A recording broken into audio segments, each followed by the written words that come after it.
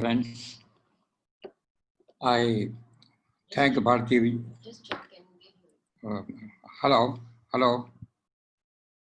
Is it okay? We can hear you. Go ahead. We can hear you. Yeah. I thank Bharti Vicharman for this opportunity. And it gives me great pleasure to bring to you the saga of a river, a lost river, which once upon a time hosted the greatest civilization in the world, the earliest and the greatest civilization in the world.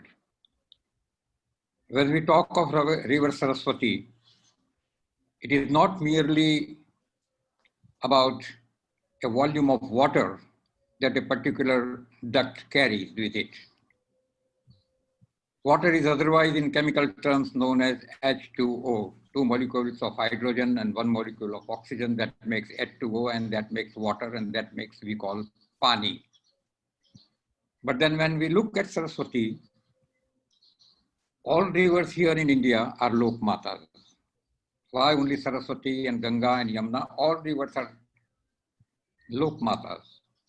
But how is it that Saraswati is so much venerated?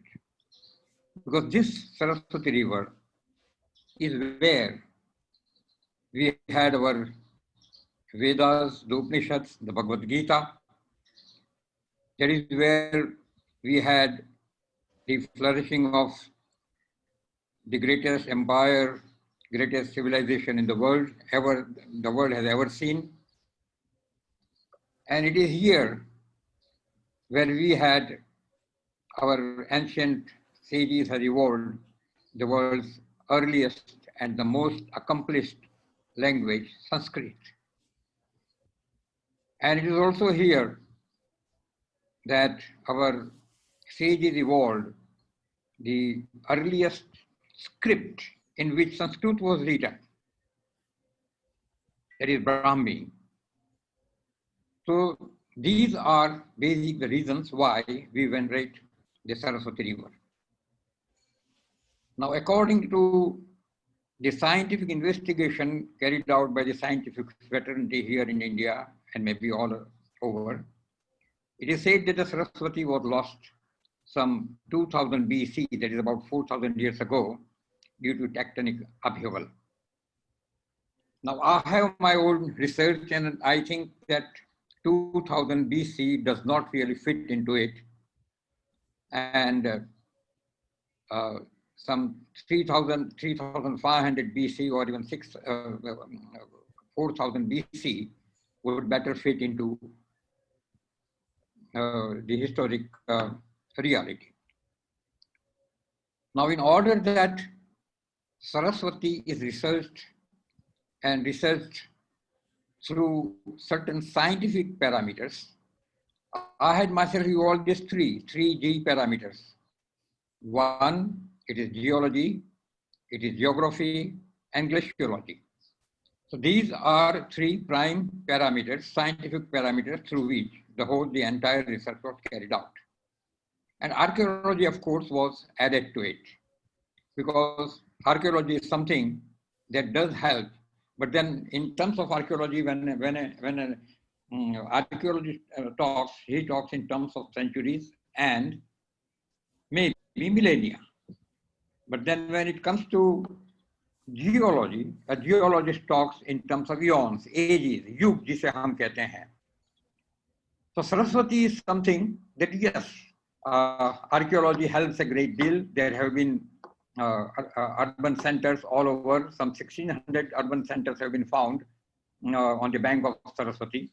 Some 1,000 urban centers, small and big, have been found on the bank of the Sindhu.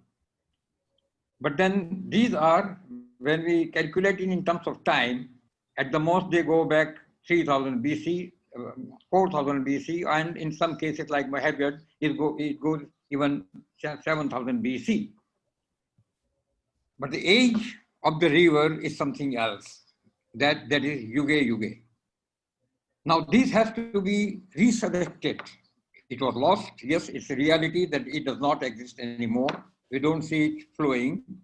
And there has been references in the Vedas and in other Vedic literature that such a river as Saraswati did exist. Now, this has to be researched because in terms of a certain, after a certain stage of research, we need to convert academic research into applied research because we simply cannot go on researching and piling up our data. So in terms of reality, in terms of thinking in terms of reality, we have to bring it back. And in order that we bring it back, we have to apply certain technological parameters. So these are the three parameters through which I have researched this river.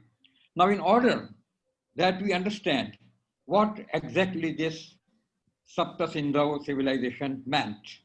Now, when we talk in terms of Sapta Sindhu, when we say Sapta Sindhu, it means 7 rivers. And we know all these 7 rivers, the Sindhu and the Jhelum and the Ravi and the Chenab and Satluj and Saraswati, yes. But then in a larger context, I always address it as Sapta Sindhavaha. Now, Sapta Sindhava means land of 7 rivers. Now, it's a huge, huge mass, about, say, 300, 3 million square kilometers. In terms of geographical spread, it is about 3 million square kilometers. And when we talk in terms of history, will be covering a minimum of 10,000 years of history. So it's a huge, huge subject lying before us. Now, this was what I'm showing here is, I think you see the first slide of the Regional Remote Sensing Service Center. ISRO has come up with this pilot research in Saraswati River Basin. You do see it, yes? No. Hello? No, you have to share the screen. Okay. Okay.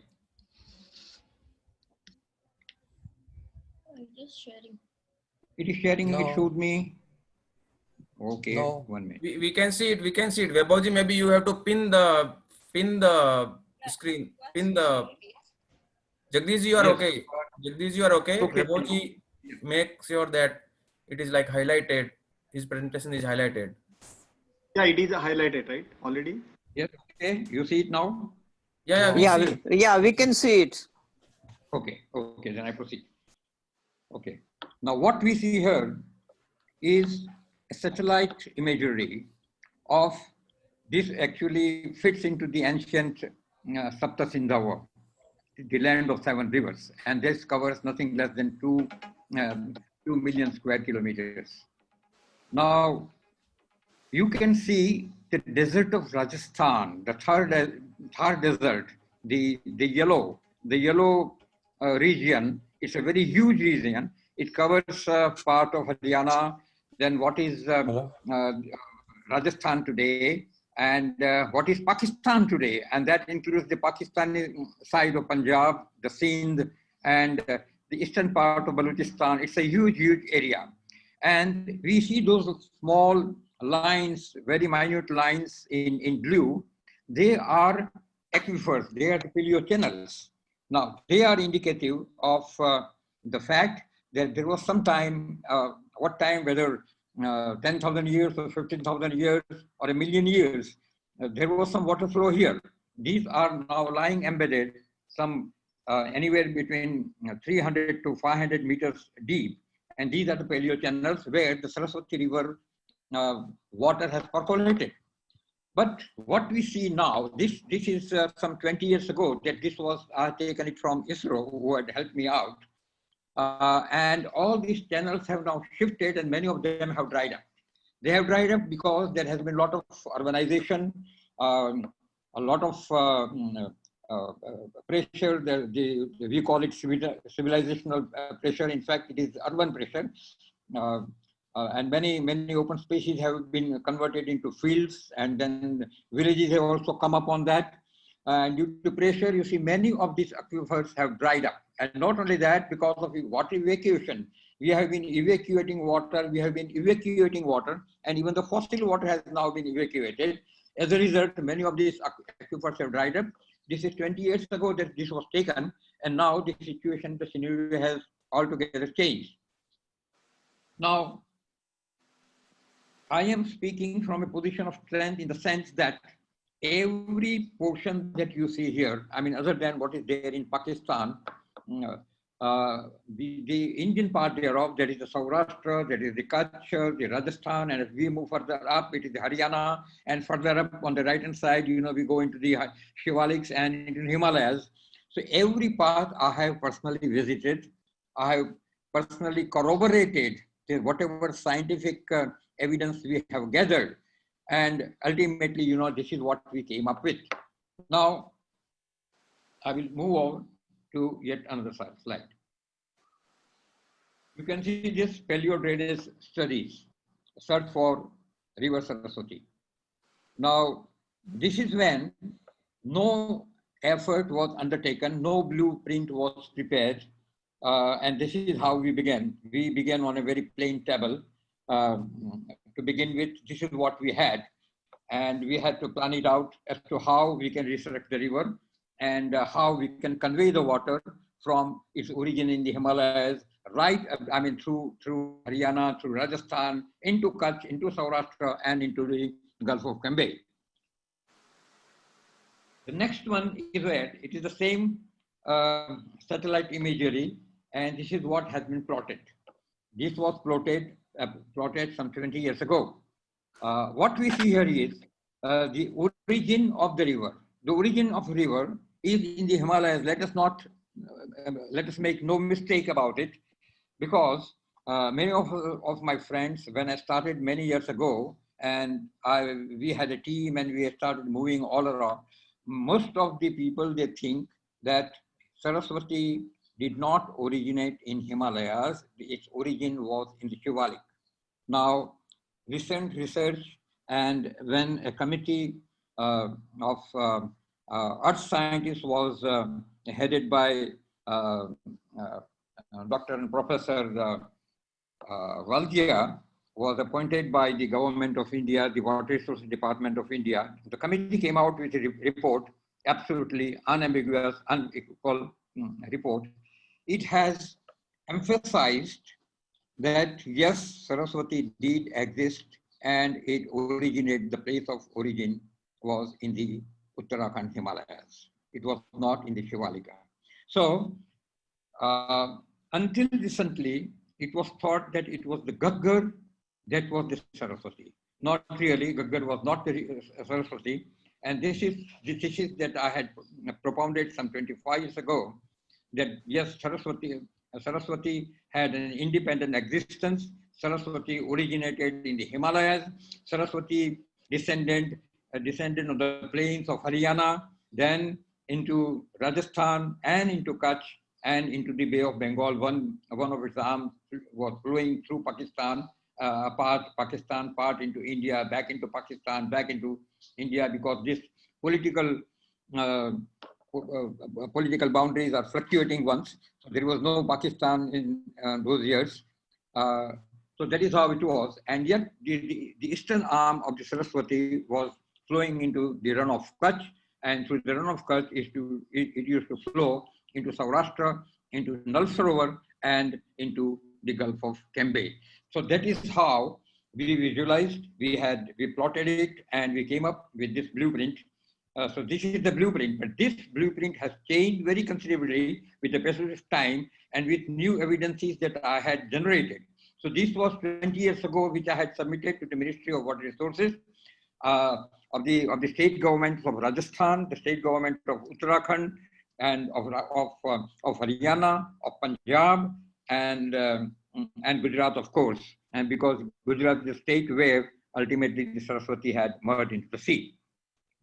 Now, these have changed a lot, but then by and large, what is indicative is the direction that the Saraswati River used to be taking after its origin in the Himalayas.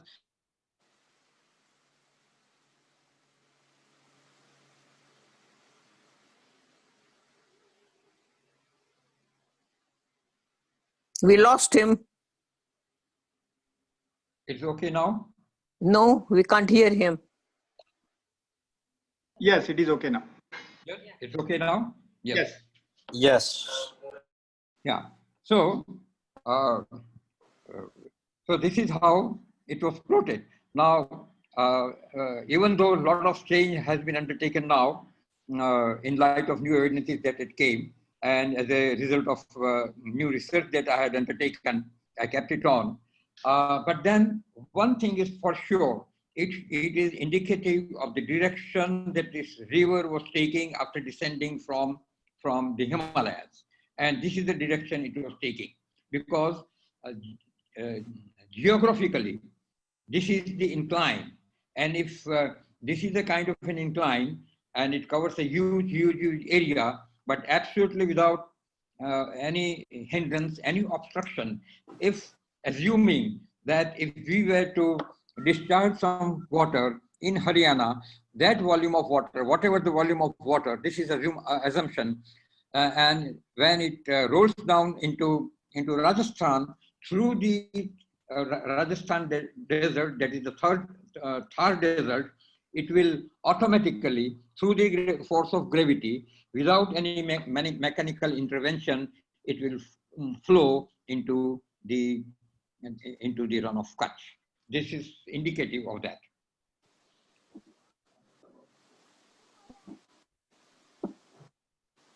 Doesn't change. Let's see slides. Change नहीं कर रही. The slide is not changing. Is the sharing option on? Yes. Yes, Kenha. Now, this is a larger one, a much better one. And when we extend it, it must be understood now, this is a kind of a three-dimensional view. We have the Himalayas, we have the Karakoram range, we have the Indus, we have the Mansarovar. And why we have taken the Mansarovar here, that Mansarovar played a kind of a role which was very important for the Sapta Sindhu, watering of the Sapta Sindhu landmass. The Satluj River, that is the Vedic Satadru, what goes by the name of Satluj is Vedic. In the Vedas, it is mentioned as either Satudri or Satudri, and that originates not in Mansarovar, but immediately adjacent to Mansarovar, there is Rakshastal. You can see two on my right hand side. I'll show through the cursor. Yeah. Here. Mansarovar. We have Mansarovar here, and we have this Rakshastal here. These are very huge lakes, and this is where it emanates from, Satluj. And Satluj River, I'm sorry, again. Satluj would flow past the Tibetan plateau, slice through the Himalayan range, and enter what is Himachal Pradesh today, the Lahore Spiti Valley. And from there it would flow into Punjab. So that is where we have taken it. And then we have expanded this. We have various canals, we have laid down through the canal network, and that is how we came up. But even this is 20-year-old. Even this is 20-year-old, and we have recently changed almost everything, and that is the final one, which we evolved through BISEC. BISEC is Bhaskaracharya Institute of Space Application and Geomatics at Gandhinagar. It's a government of Gujarat undertaking, and through satellite mapping, and that satellite mapping we covered about 1.5 billion square kilometers of the ancient Sapta Sindhu landmass, and ultimately we have come up with an almost final solution as to how we actually convert our academic research into applied research. How exactly we bring the waters right from the Himalayas, that is the Himalayan water, that is where from Saraswati did origin, and through Haryana, through Rajasthan into Saurashtra. Now, this is Himalaya. This is where I tracked up. My first track was in 1990, and this is the Saraswati River, which is still flowing there. I mean, it's functional. This part is absolutely functional, and this is the river originates in the Yamdar Glacier, which is 14,000 feet, and this is in the Uttarakhand Himalaya. So one on the left is the Saraswati River. It must have come down about 4 or 5 kilometers from its place of origin, and on the right, that is upstream, and on the right hand, what we see is the downstream, a further bit down, and it has come down to 11,000. From 14,000, it has come down to 11,000 feet, and then it flows through Uttarakhand and into Haryana. Now, what we see here is a part of Rajasthan. This is taken at random. This, I have taken it random through satellite mapping. I have done this. And what we see are these lakes. They have turned saline, they have become salt lakes, and its water is not possible to drink this water, but it produces a lot of salt, common salt. But this is where Saraswati River used to come all the way in Rajasthan, because these are the footprints. These are the footprints of the lost river. These are the signatures of the lost river. When the river dried up, then river left wherever there were what you call depressions, geophysical depressions, and these are huge areas.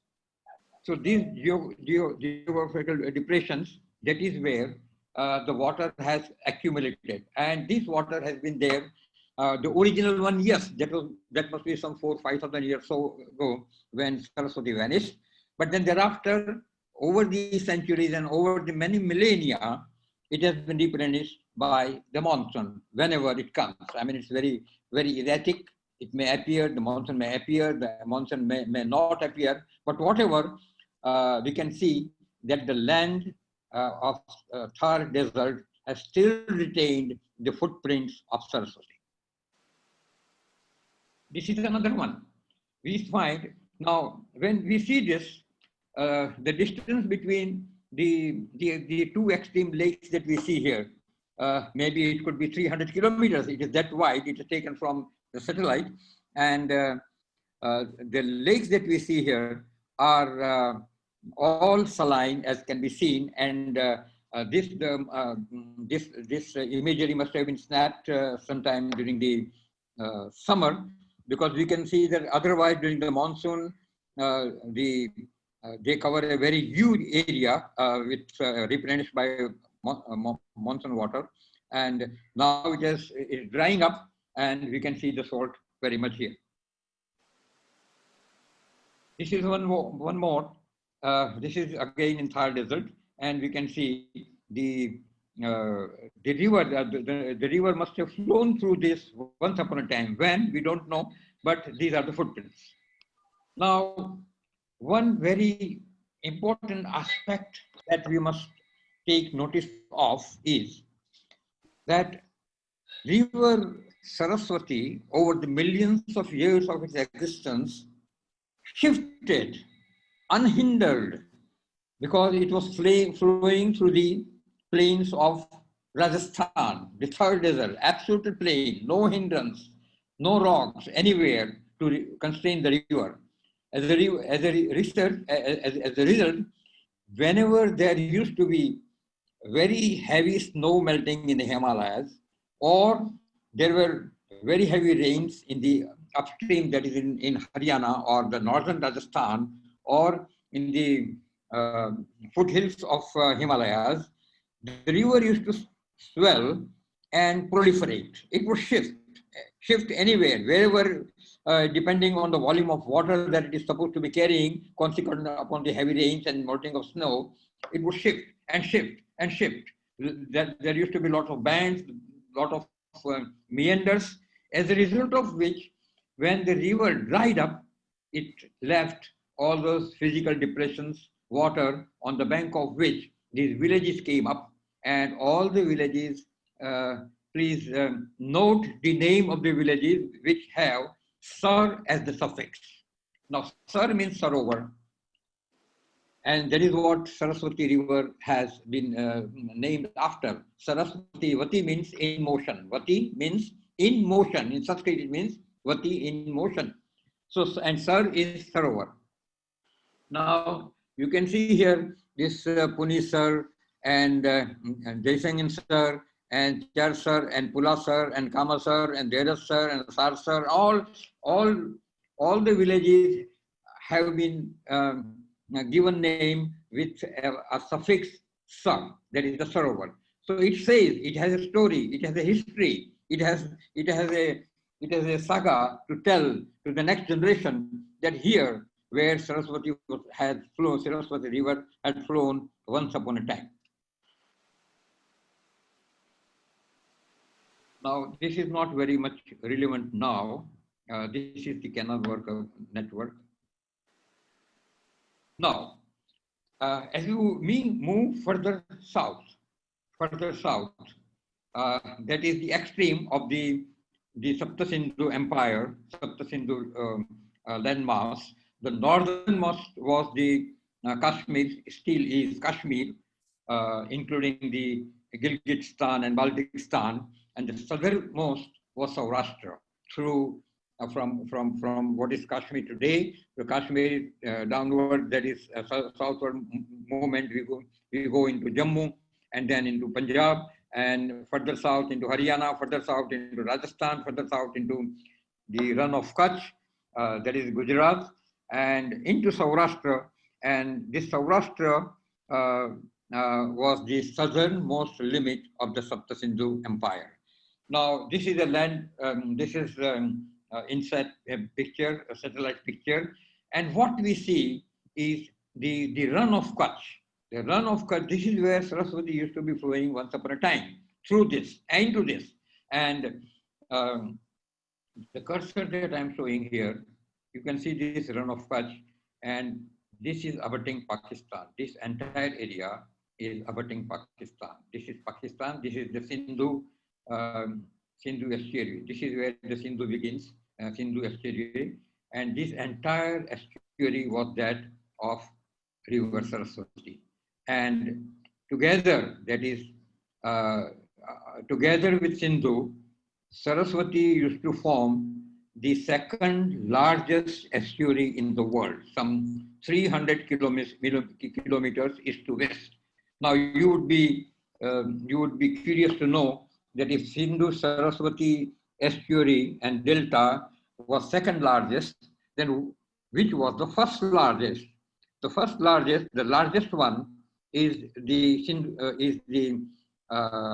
Ganga Sagar, that is Bay of Bengal, where the Brahmaputra, the combined water flow of Brahmaputra and Ganga, they form the world's largest, that is the Sundarban, abutting the Bay of Bengal, and that includes what is Bangladesh today, that includes our West Bengal, and it extends right up to what is Myanmar today, and it touches almost Orissa on the west coast.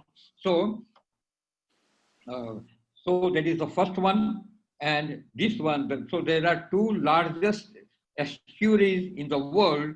They are, both of them are from India, and this unfortunately has dried up. This entire area has dried up. So this was all waterlogged once upon a time. This is where it used to be flowing. And from Rajasthan, this is where the Saraswati River would enter. This is how it would go into, and here it would enter Saurashtra. It would enter Saurashtra. This is the Nal Sarovar. Now Nal Sarovar is again, Nal Sarovar is a functional water body.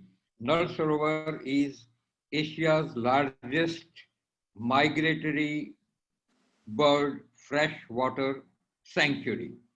And when you navigate on the water of the Nal Sarovar, please believe me, we navigate on the waters of the Saraswati. Not exactly, in a way, because that Saraswati water dried up, and Nal Sarovar is being replenished by local streams through the monsoon. So it is a leftover of the rivers of River Saraswati, which used to be and then from Nal Sarovar, this is where Lothal, the world's earliest and the oldest port, and this is the Gulf of Cambay. Ultimately, this is where Saraswati River used to discharge its huge volume content.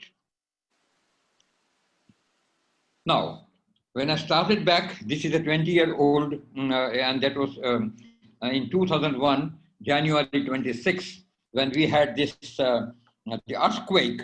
I used to be, that was the day when I was in Kurukshetra, and Kurukshetra we had this, fate would have it that way, that there was earthquake, and we were in Kurukshetra, and we were hosted by the Kurukshetra University, and we had this seminar on the lost river Saraswati.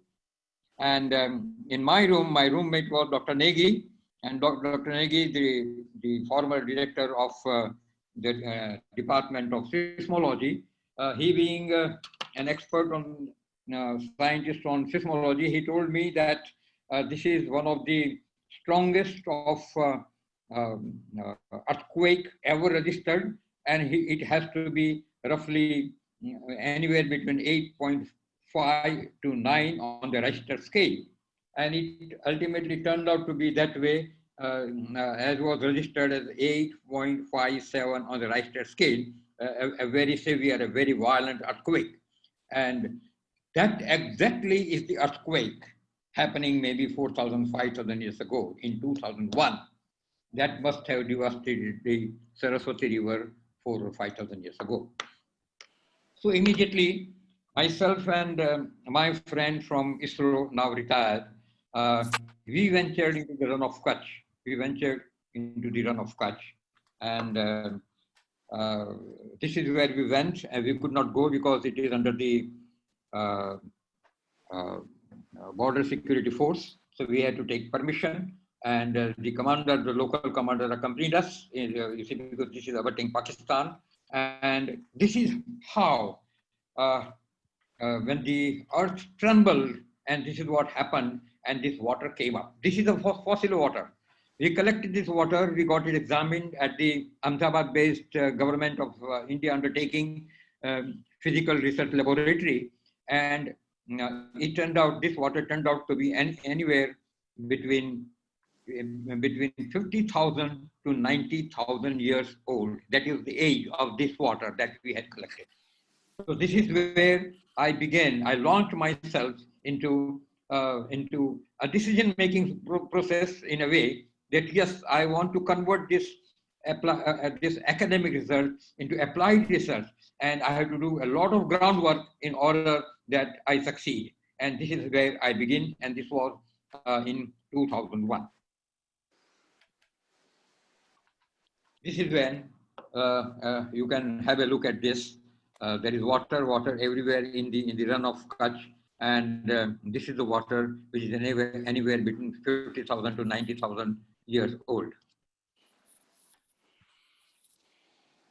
Now,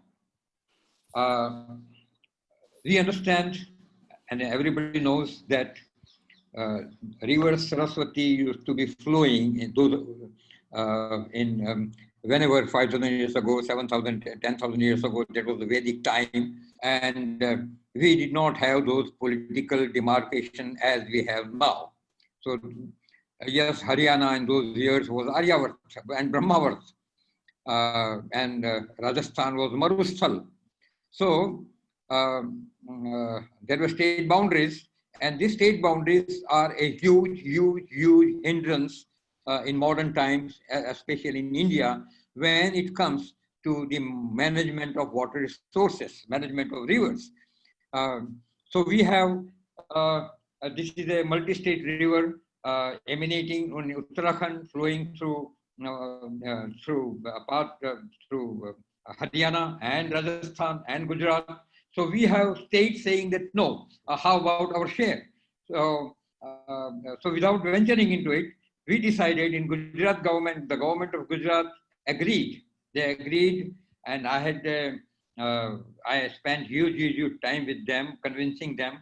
But then ultimately, it is the Gujarat government that said yes, come and let us take it on. Let us try our best. And let us look for some kind of a opening somewhere.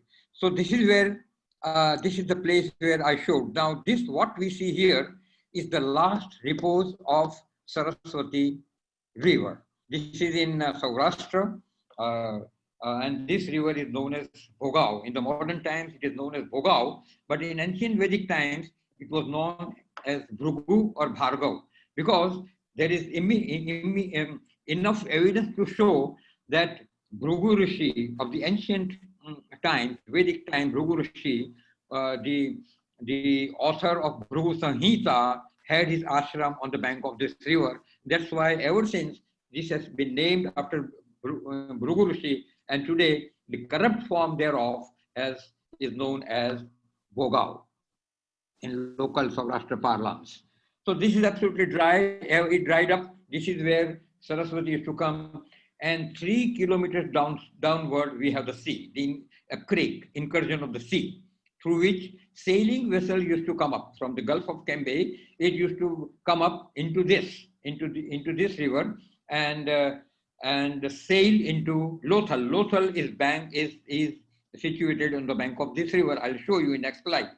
So this river was otherwise dry, and whenever it used to be filled up, it used to be filled up for the last 5,000 years, filled up with sea water incursion. As a result, the water table had, on saline water, the fields on the bank had become absolutely, the water was undrinkable, and the land has become very arid. So we decided to turn this into a water reservoir.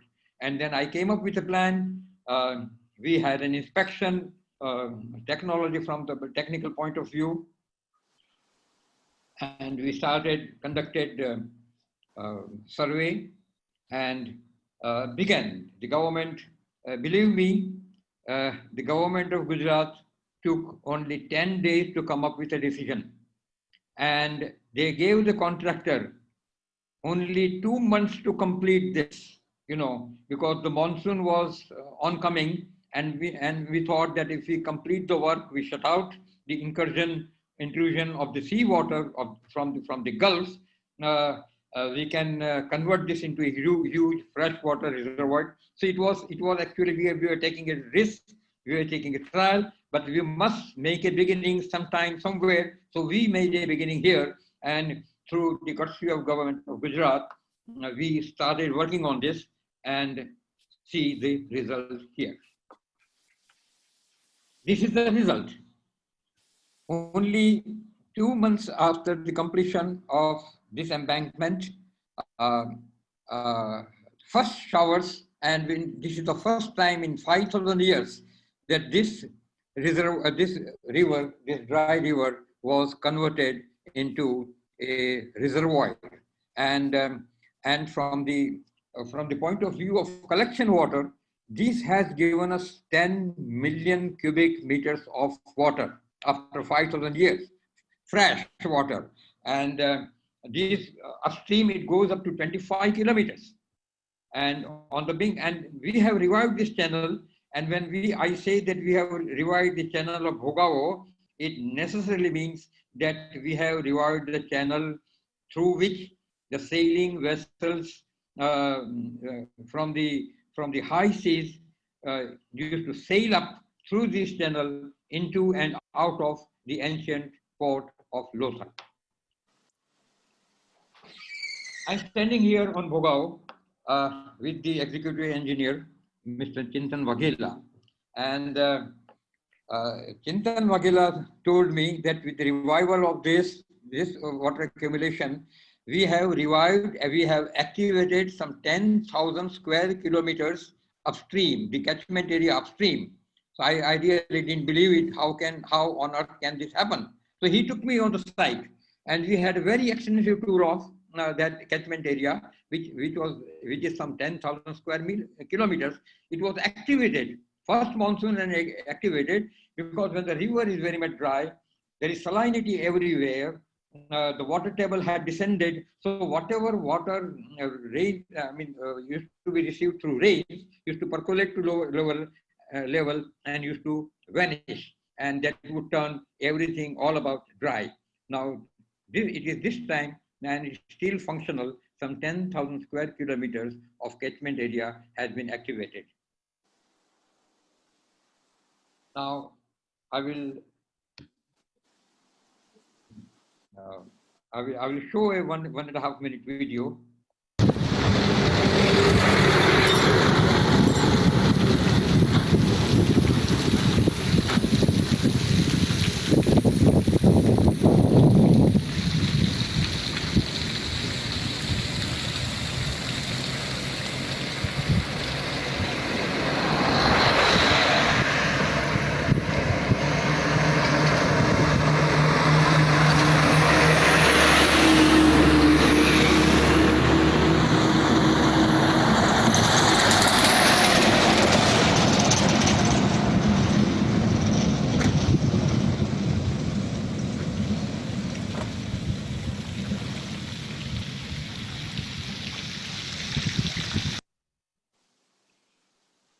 Now, this is the channel.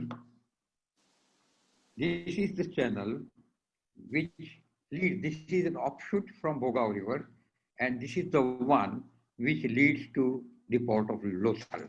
It is only 3 kilometers upstream here now, and this what we have through the satellite. We identified the channel, and you can see that this channel stands rejuvenated and functional. Now, this is the port of Lothal. What channel we saw just now through cursor, I will see this. This is an artist's impression of Lothal as it existed 5,000 years ago. Lothal is the world's earliest, the first full-fledged inland port which cater to the international trade and navigation and commerce, and this is so scientifically designed. It was absolutely scientifically designed. You can see this dock on the lower portion here. My cursor is there now. You can see this dock. You can see this dock. There is an entry point on the right side, lower corner. There is an entry point, and you can see the channel also, main channel. Now, it was so scientifically designed. It had an inlet, it had an outlet. In case there is more water, either due to the high tide or due to heavy rains, then that water would simply flush out, overflow into an exit channel. That is how it was so scientifically designed. And the size of the dock, this dock we can see here, on the wharf we can see, these are small ones, maybe some anywhere between 10 tons to 80 tons or 100 tons cargo sailing vessels. It was so scientifically designed and so huge that during the British colonial time in Mumbai, we have the Princess Dock. Now, Princess Dock was once upon a time, was the largest dock in Asia. In Asia, that is built by the British. This dock, Lothal, 5,000 years ago, was larger in area than the Princess Dock of Mumbai. So that is the size.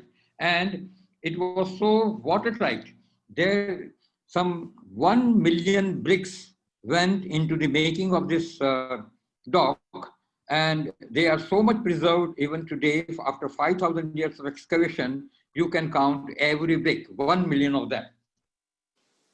So this is the channel through which we would enter.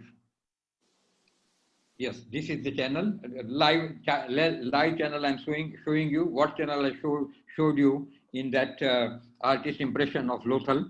The Lothal town was excavated by 1965. It was excavated by Dr. S.R. Rao, a very outstanding archaeologist. Unfortunately for us, he is no longer there. In 2013, he passed away at the age of 88. And he was friend of my brother-in-law, Dr. D.R. Sardesai, the late Dr. D.R. Sardesai.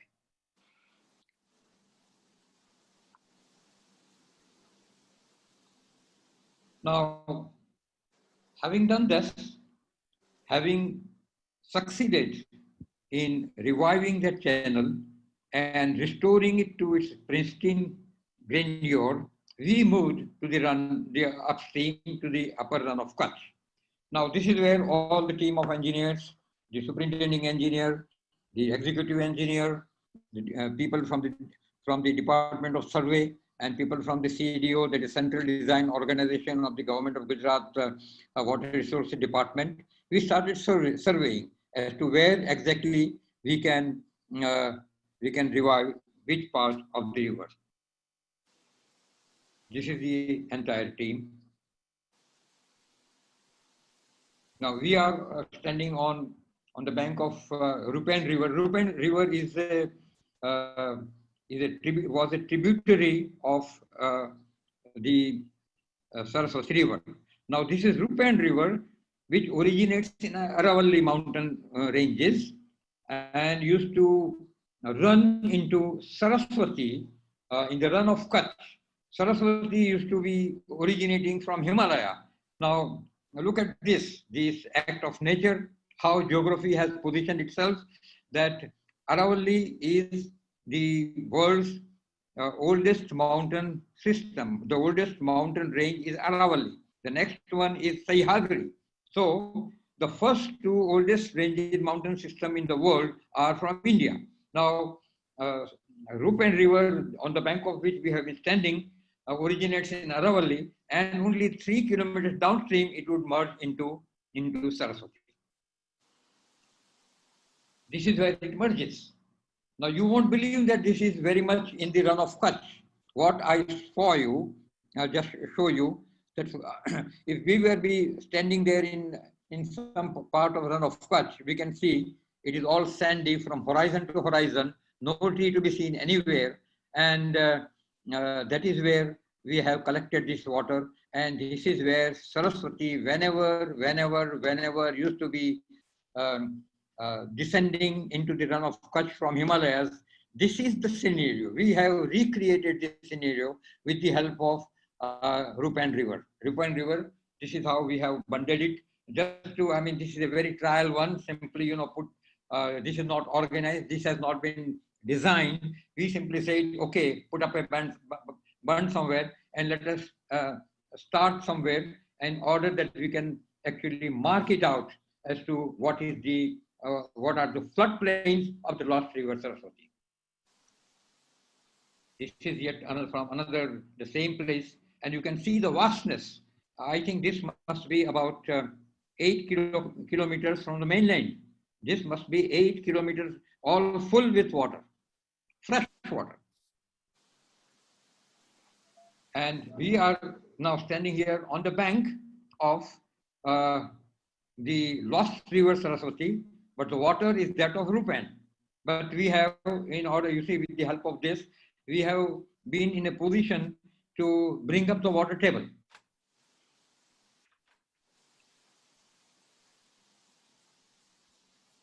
In the run.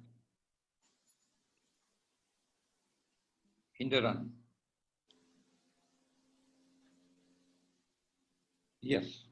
Now this is why I have selected, this is very important slide for me, and I'm sure for all of you who have been attending here. This is the last point. Whenever there was an earthquake, maybe 5,000 years, maybe 4,000 years ago, it originated in Bhuj, that was the epicenter. And that there is a fault line running from Bhuj through Rajasthan up to Jodhpur. From Jodhpur, it travels to Delhi, the fault line. So Jodhpur is very much on the fault line. Delhi is very much on the fault line. And from there, the fault line bifurcates one travels up to Harsil, that is the foothills of Gangotri, and the other fault line travels up to Ambala, Jalandhar, Ambala. So that is how the entire earthquake system, seismic system works as far as this landmass is concerned. Now, whenever the earthquake took place and it blocked the passage of river Saraswati, which originated in the glaciated mountains, and because it happens to be originating in the Himalayas, it has to be a perennial river, and even if it is blocked, the water keeps coming and coming and coming. So when that water was blocked, so it completely blocked the flow of water from a particular point further on into Haryana, then further on into Rajasthan, further on into what is Pakistan today, further on into the run of Kutch. Everywhere there was no water, it dried up. Everywhere it dried up. And the last water, that drop of water that must have left that upheaval bund block that created by nature, the last water that must have, this is where it came and stopped. This is in run of Kutch.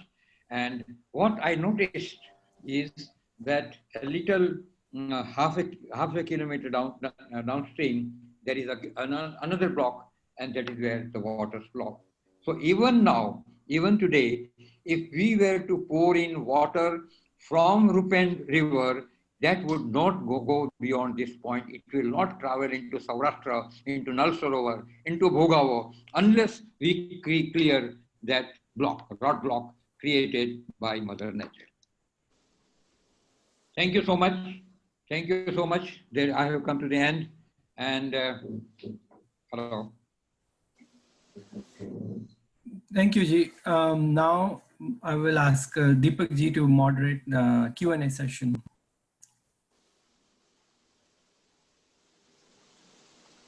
Thank you for the interesting talk. We have received quite a few questions. So let me start with the first one. This is from Jagdish Ji. As Saraswati River was a river as per research, what is your analysis says on the Aryan theory? On the Aryan theory. Aryan and the so-called Aryan invasion theory. That's right, yeah. Right. Yes, yes. Of course, Saraswati River has a huge tell to tale about the so-called Aryan invasion theory. Now, going by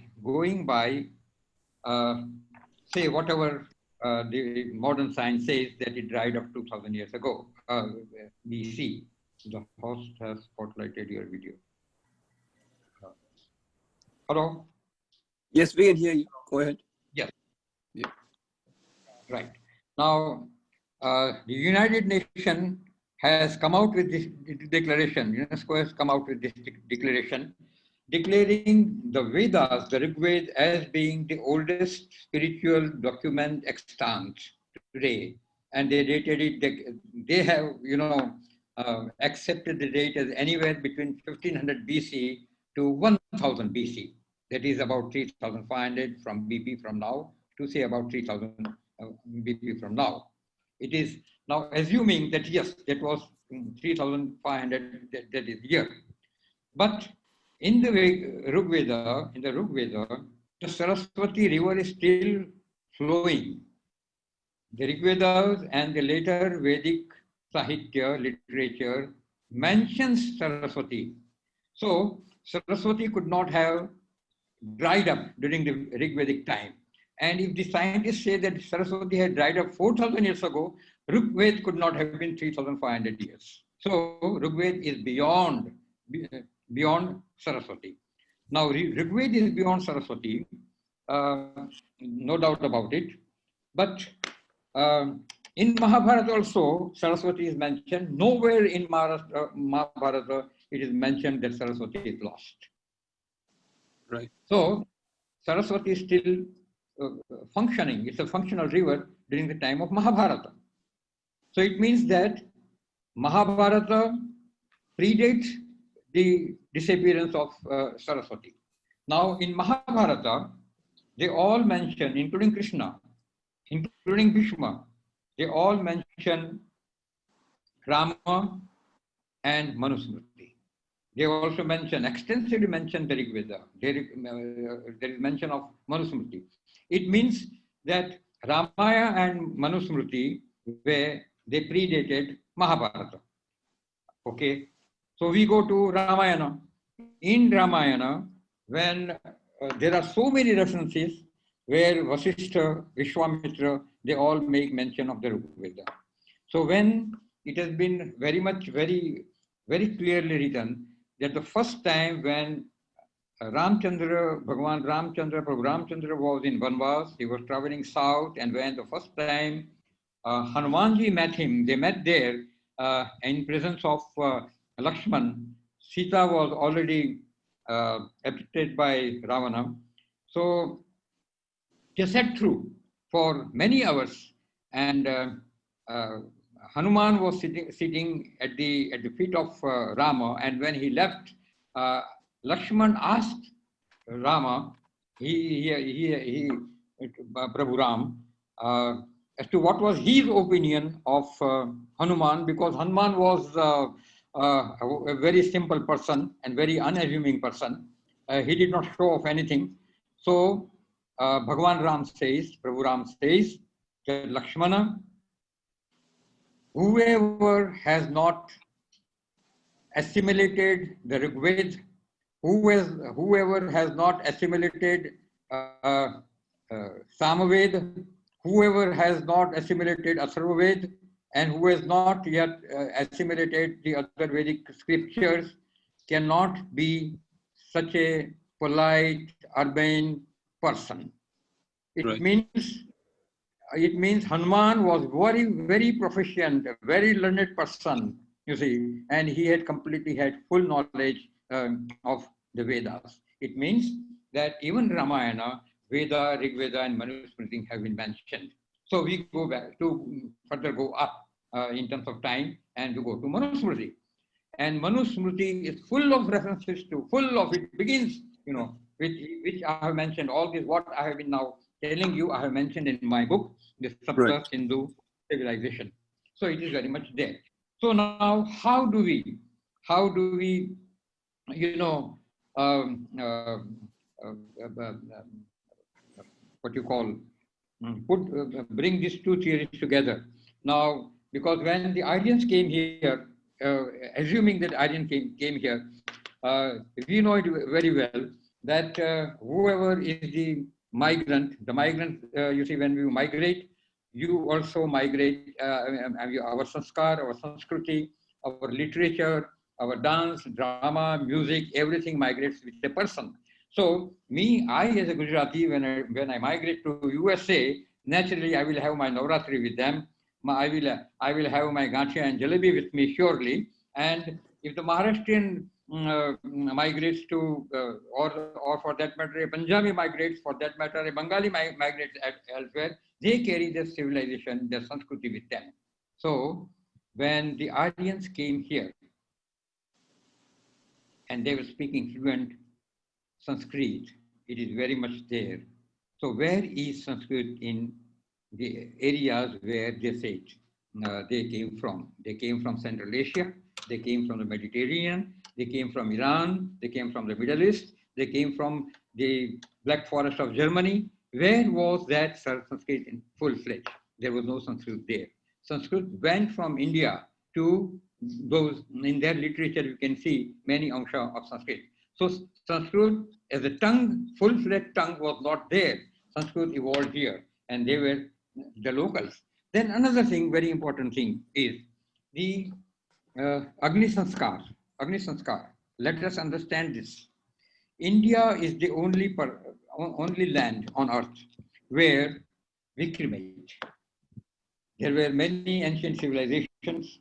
We had Sumer, Mesopotamia, Egypt, and whatnot. Everywhere we find, wherever we dig, we find skeletons everywhere. So it is very much known everywhere that they had inhumation as the disposal of the body. And India is the only place on earth where we cremate. We cremate. And as a result, in the Vedas, in the Atharva Veda, in Yajur Veda, there are full of references, verses, which about cremation, about Agni Sanskar, about Agni Daha, and how it must be done, what is the system. So Agni Daha and Sanskar was very much there in the Aryans, and if Aryans had come from there, we would have inhumation here in India. Now, whenever this our ancient cities have been excavated, they have found the skeletons here. They have found skeletons, and surely they will find skeletons. They cannot be finding ashes. It's now 5,000 years, right? So what will they find is only skeletons. So now I was very much I was invited as a speaker there in Chandigarh University, and that is where we were meeting, and there were archaeologists and all that, and about the skeletons, 2 skeletons they have found in Rakshigati, and they have been genetically examined, and they find they found and came up with very curious, very weird sort of analysis of those things, because it does not match. It does not match. Now, I've been telling them there is no way it can match, because we Indians, the Aryans, never went for inhumation, and that is exactly why that over an area of 1 million square kilometers, there is Kalibangan, there is Pilibangan, there is Kunal, there is Rakhigati, there is Mohenjo-daro, there is Hadappa, there is Lothal, there is Dolavira, and Kotdiji. All these have been excavated, and a total number of only 900 to 1,000 skeletons have been found. Where are the people? Where have they gone? Naturally, they are not there, because they were cremated. And ashes are not there to tell a tale, but its absence tells a tale that no, we were cremating, and cremation has very much described at length in Rigved. And not only that, inhumation is nishiddha. In Rigveda, burial is nishiddha. So naturally, Aryans never ever came from here. We Aryans are the locals. We are the sons and daughters of this soil, and this theory, there are all this, you see, there are many other parameters which I have detailed it in huge detail. I have given all facts, figures. I've examined it through archaeology, through whatever epigraphic evidence we have found, through our ancient literature. So all that in detail, I have given that in my book, Right. The Saptasindhu.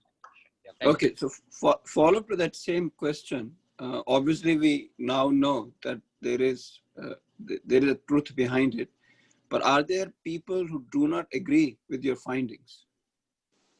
Oh, there are many. And surely I don't expect them to agree with me. Surely, I mean, they have their own agenda to grind.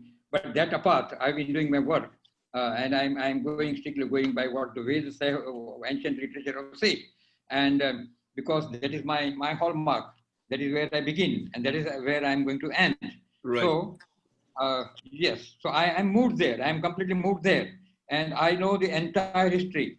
I mean, those historians, whoever, they may have their prefixes, they may have their suffixes, they may have their doctorate, they may have their PhD. I respect them all. They are welcome to it. You know, it's their opinion. But one thing is certain. Every Indologist, those who aspire to go into Indology, must have some working knowledge of Sanskrit, preliminary knowledge of Sanskrit, because that is how we can connect. That is how we connect.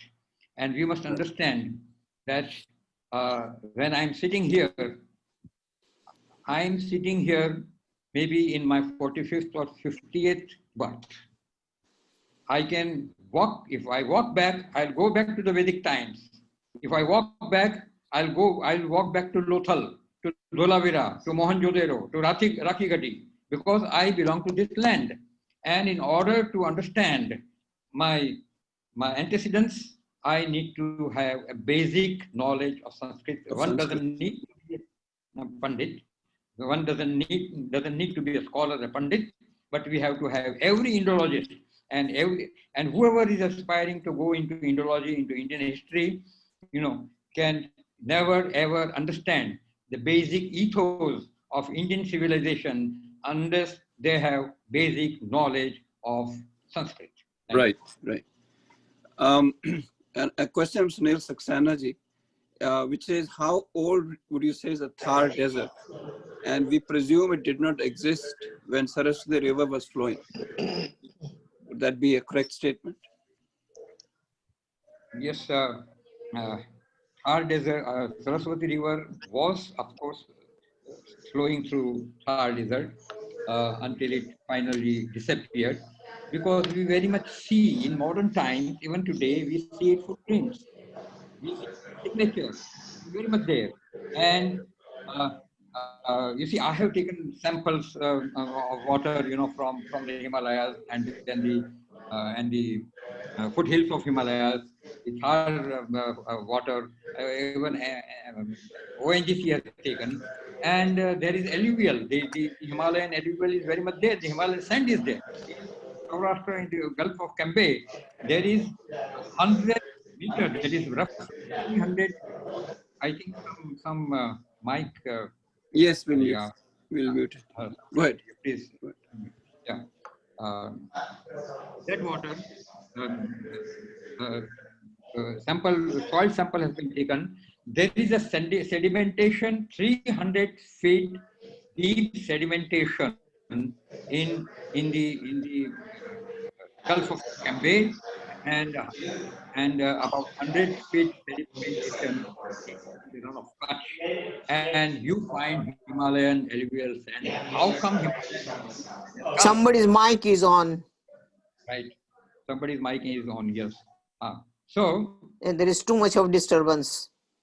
yes, so, no, it's okay now. So, the Thar Desert did exist, and it was, but there is another theory that Thar was very much a green field once upon a time, because very recently, maybe about 12, 15 years ago, they found a pincher of skeleton of elephant, a full-grown elephant in the midst of Thar Desert. Now, elephant is not a desert animal. Animals, elephants we find in where we have evergreen forest, where we have rainforest, like in Assam, like in Karnataka, like in Kerala. That is where we find elephants because they are rainforests.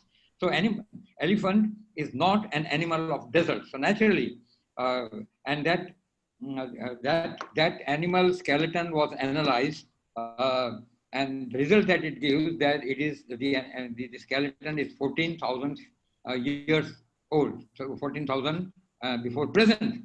Now, so naturally, until recently, that is 14,000 years ago, Thar Desert must be a very green space, and because on the seals of Mohenjo-daro, I mean Sindhu Saraswati civilization cities, when we see the seals, we see rhino, we see the elephant, we see the tiger, we don't see the camel. Now, camel is a desert animal. The tiger, the rhino, and the elephant are jungle animals, and these are thick jungle animals. Rhino we find now in modern times only the jungles of Assam, in the sanctuaries there. Right. Tiger you find in thick forests, and elephant, but camel is a desert animal. So we find all these three animals on the seals of urban cities. That's why it's a very clear pointer the Thar Desert, once upon a time, whenever, I mean, in ages, our calendar is not in terms of millennia or thousands of years. Yes, the ancient Sanskrit Rig Vedic calendar runs into eons, that is yuga. That is how it is. Thank you. Okay, our next question, Atulji, is Yeah. very close to the issue. Atulji, go ahead. So thank you so much, Jagdishji, your vast knowledge. So my question is about that many cities in India, I mean, it's always in the news, they're facing severe shortage of water. And states like Punjab, Haryana, where farmers are just depleting groundwater, totally unchecked, they're growing basmati or wheat or, whatever. So which actually agency at the central level is working with states? Because in order to revive the rivers, we're not even taking care of our groundwater first. To grow 1 kilogram of basmati, we are wasting 3,000, 4,000, 5,000 liter of water. So what type of efforts are happening at various state level or, one central agency where, states are bring to these negotiation table that, okay, if you do not, basically, if they don't get their act together, then federal government will take over. So if you want to shed some light into that. Yes, you see this, the water departments everywhere, that is in every state of India, comes under the nomenclature Department of Ministry of Water Resources. Then they have some prefixes and suffixes, okay, but it is the Ministry of Water Resources, central government, and every state government has this Ministry of Water Resources. Now, presently what I'm doing in Gujarat, we have begun with Gujarat, that is Ministry of Water Resources, Government of Gujarat, similarly Rajasthan, Haryana, all that. But in a larger context, when we talk about interstate rivers like Ganga, Yamuna, Godavari, Krishna, Kaveri, which flow through many states, that comes under Central Water Department, the Ministry of Water Resources.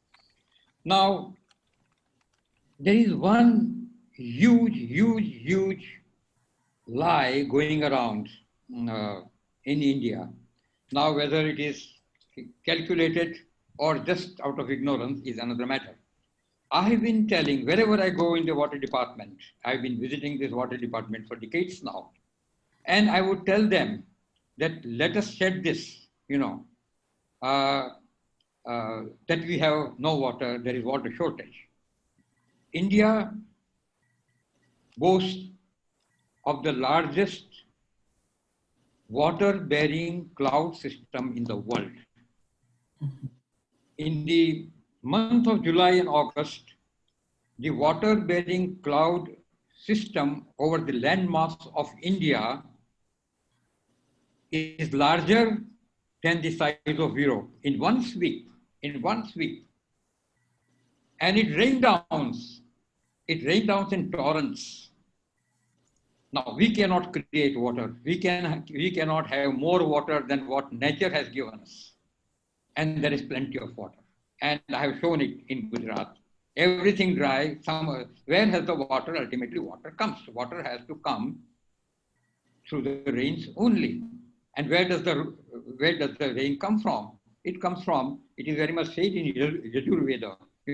The entire cycle has been given that from the oceans, it evaporates and forms into clouds, and the clouds, that is this, the thunderbolts, the bijli, and all that, what is known in the Vedas as Parjanya. It rains down, and that is it creates life, and ultimately excess water flows back into the sea. That is the cycle established by Mother Nature.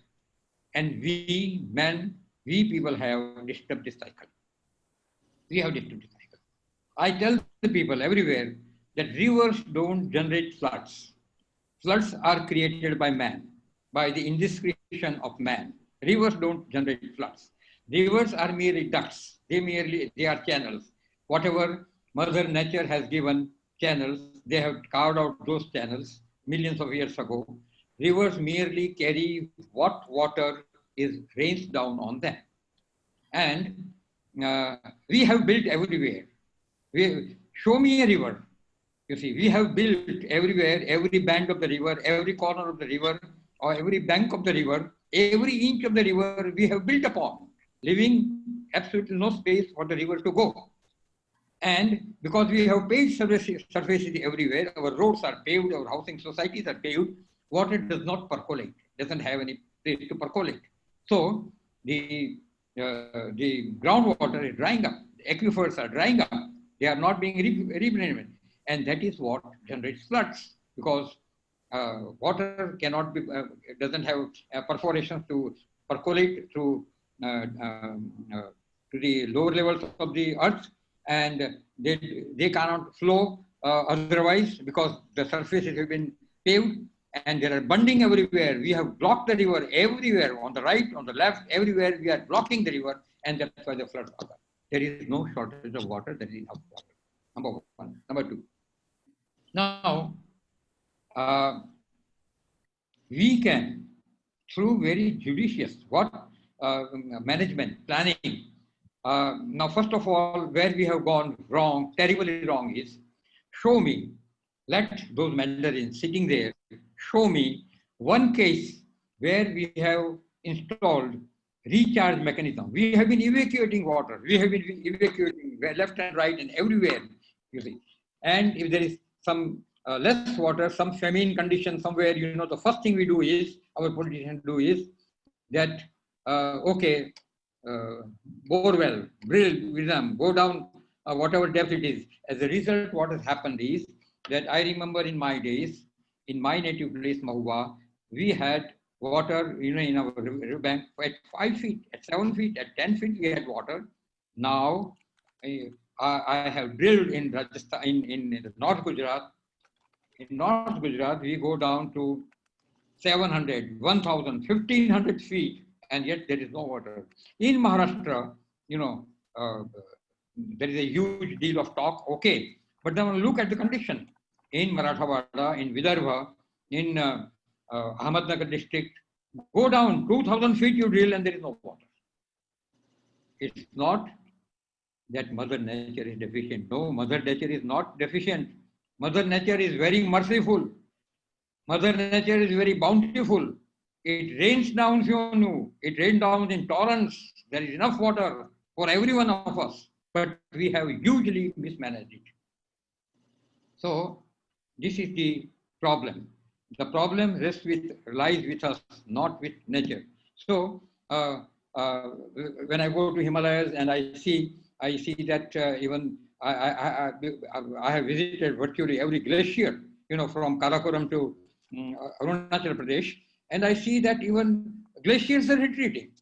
They are retreating because of the climate change. Yes, it has definitely changed. I mean, set in. The climate change has definitely set in, and we are going to pay for it, right? And we will pay very dearly.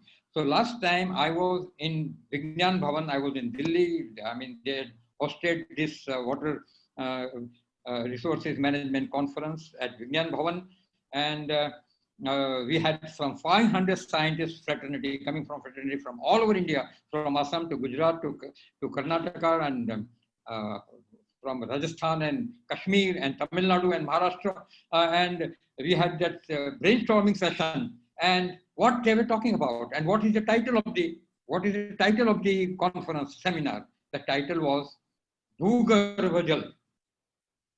Bhugarbha Jal.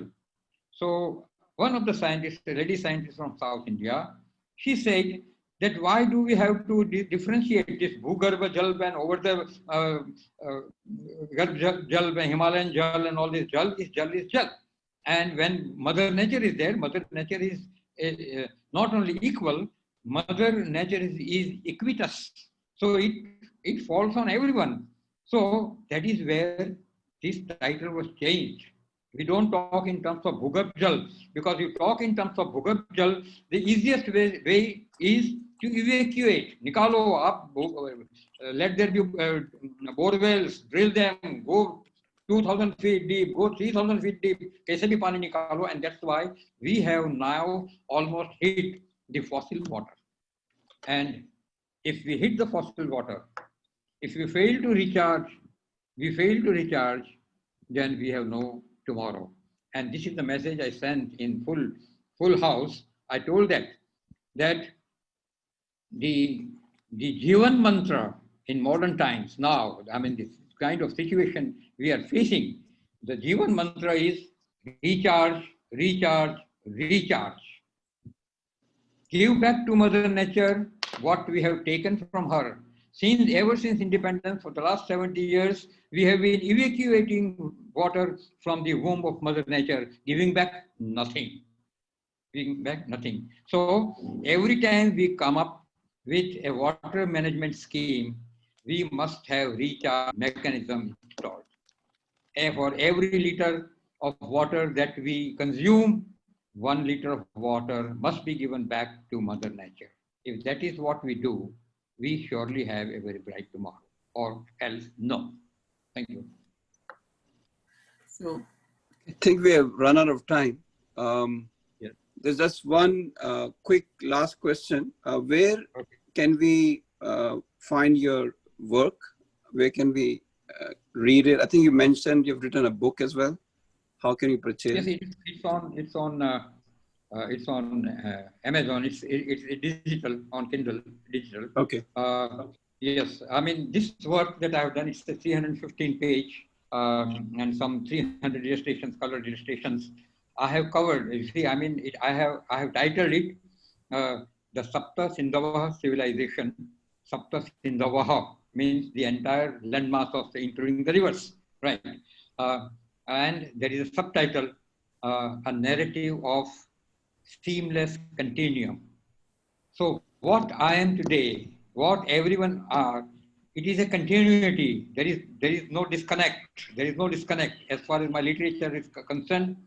My dance, drama, my music, or whatever. My town planning, architecture. I have related it. I go back 5,000 years, and I have related. I have found the source in the Vedas and in the Vedic literature. I found the source in Manusmriti. I found the source in the Vedas, and there have been huge literature created by our rishis and sages. Many of them is still extant, and we can have a dip into it, and we find that whatever we have today, including town planning and architecture, and you will be surprised that try to superimpose modern Srirangapatnam, a 500-year-old city, Srirangam in South India, on Mohenjo-daro. Try to superimpose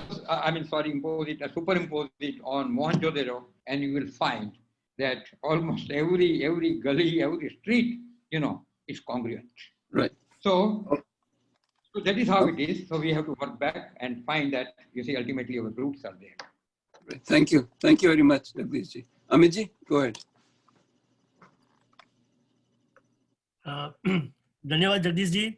On behalf of Bharatiya Vichar Manch, I would like to thank you for a brilliant presentation. It was enlightening, and we really enjoyed it.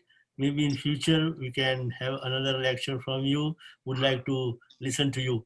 Feel like continue to listen to you. I would like to also mention Bhanu Saradesai ji. Thank you very much for introducing us, Bharatiya Vichar Manch, to Jagdish ji. So thank you so much. And thanks all the participants and audience. It was a great event, and we'll see you back again next time. Atul ji will go ahead and give you more details about the next event. Dhanyavad. Namaste. Thank you very much. thank you. So right now, Namaste. Namaste ji. So the next event, we will actually be sending you guys the email, but we haven't finalized the date. But please, if you want to sign up, there is a link in the flyer, or send us an email to bvmunch@la@gmail.com.